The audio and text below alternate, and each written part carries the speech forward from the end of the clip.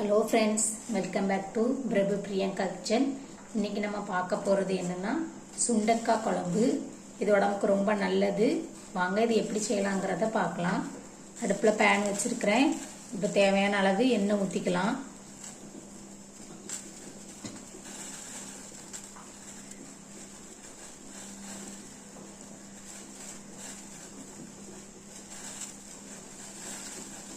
இந்த குழம்புக்கு எண்ணெய் கொஞ்சம் தாராளமாக இருந்தால் தான் நல்லாயிருக்கும்.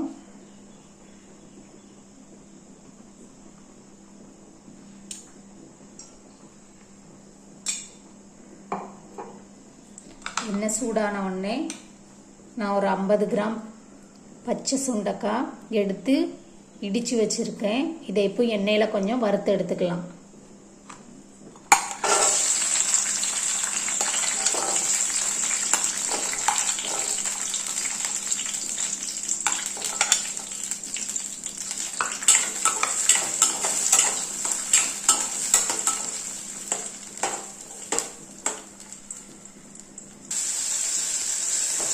இந்த அளவு வதக்கி எடுத்துக்கிட்டா போதும். இப்போ நம்ம இதை தனியாக எடுத்து வச்சுக்கலாம்.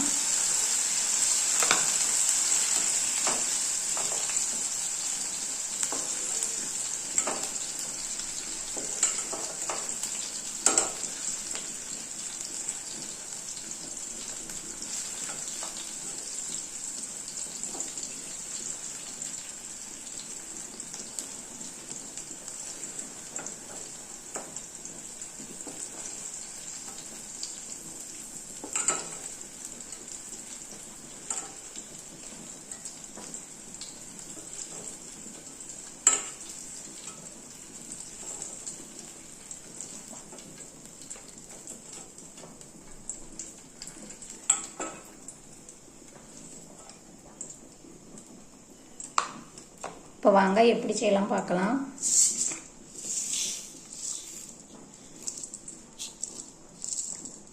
இப்போ அடுத்தால 1/2 டீஸ்பூன் வெந்தயம்,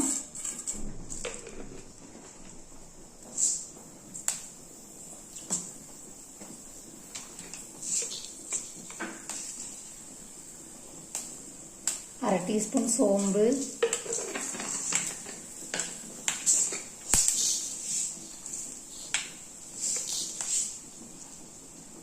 1 டீஸ்பூன் கடுகு,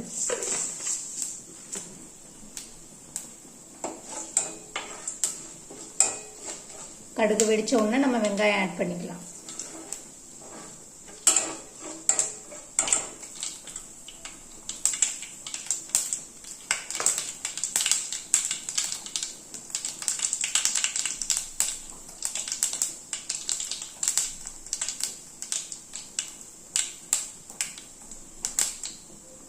கடுகு வெடிச்சிருச்சு.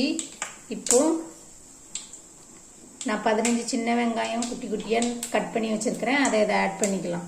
சின்ன வெங்காயம் போட்டால் அந்த குழம்பு டேஸ்ட்டாக இருக்கும்.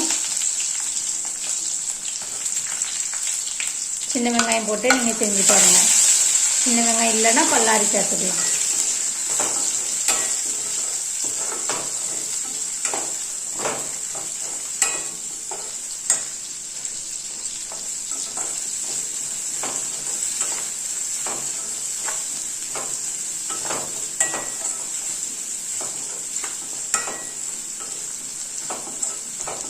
வெங்காயம் நல்லா வதங்கட்டும்.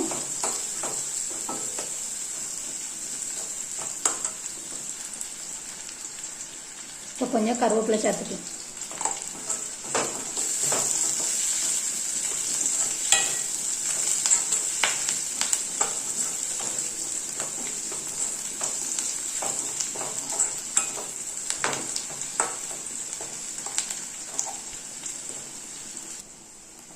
வெங்காயம் நல்லா இந்தளவு வதங்கிருச்சு. இப்போ நம்ம கட் பண்ணி வச்சுருக்கிற தக்காளி ஆட் பண்ணிக்கலாம். நான் மீடியம் சைஸ் தக்காளி 2 கட் பண்ணி வச்சுருக்கேன். நான் புளி குறைய தான் சேர்த்துக்கிறேன், அதனால் தக்காளி ஜாஸ்தியாக போட்டுக்கிறேன். நீங்கள் உங்கள் டேஸ்ட்டுக்கு ஏற்ற மாதிரி புளியை கூட்டி குறைச்சி சேர்த்துக்கோங்க.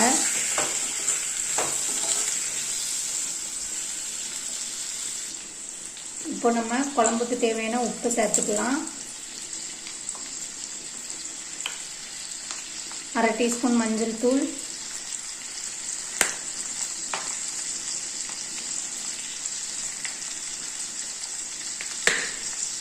கொஞ்சமாக காயப்பொடி. தக்காளி நல்லா வதங்கி வரணும். தக்காளி நல்லா வதங்கி வர வரைக்கும் வெயிட் பண்ணலாம்.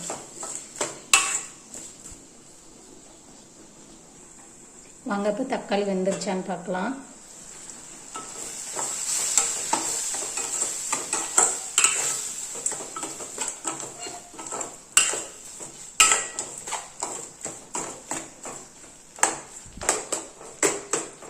வேகலை, இன்னும் கொஞ்சம் வேகணும். தக்காளி நல்லா மசிஞ்சு வரட்டும். மூடி போட்டு ஒரு 3 நிமிஷம் பார்க்கலாம். வாங்க இப்போ தக்காளி வெந்துருச்சான்னு பார்க்கலாம்.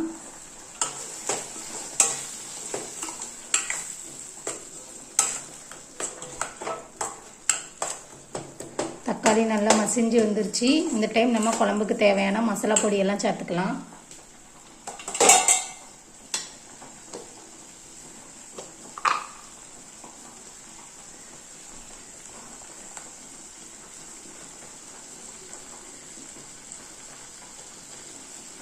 நான் 2 ஸ்பூன் குழம்பு மிளகாத்தூள் போடுறேன். சின்ன ஸ்பூன் தான்.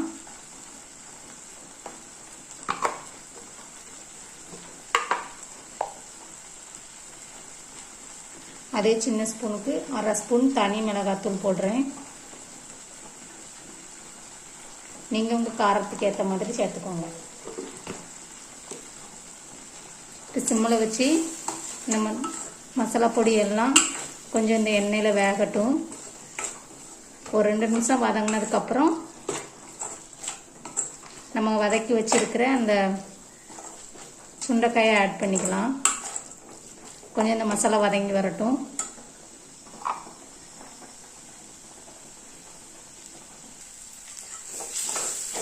மசாலா ஒரு 2-3 நிமிஷம் பச்சை வாடை போகிற வரைக்கும் வதக்கியாச்சு. இப்போ நம்ம ஏற்கனவே வதக்கி வச்சிருக்கிற இந்த சுண்டைக்காயை ஆட் பண்ணிக்கலாம்.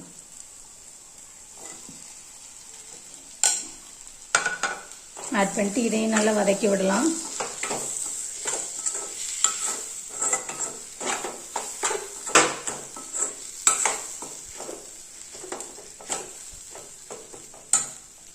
இப்போ நம்ம புளி கரைச்சி ஊற்றிடலாம். நான் ஒரு சின்ன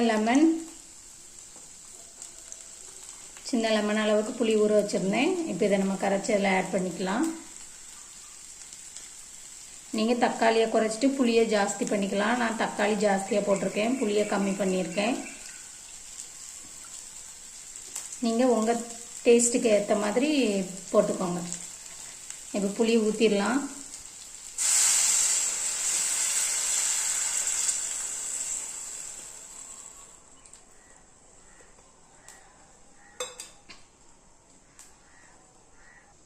இப்போ குழம்புக்கு தேவையான அளவு தண்ணி ஊற்றிக்கலாம்.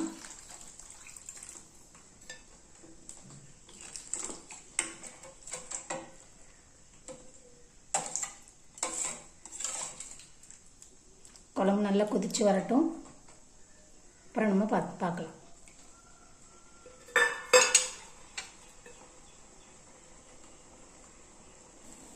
அங்கே இப்போ குழம்பு கொதிக்க ஆரம்பிச்சிருச்சு.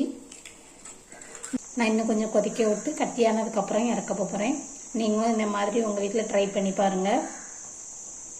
இனி சுண்டக்காய் சீசன் ஆரம்பிச்சிருச்சு. நீங்களும் சுண்டக்காய் பறித்து உங்கள் வீட்டில் இதே மாதிரியே செஞ்சு பாருங்கள். வேறு எந்த மசாலாவும் தேவையில்லை.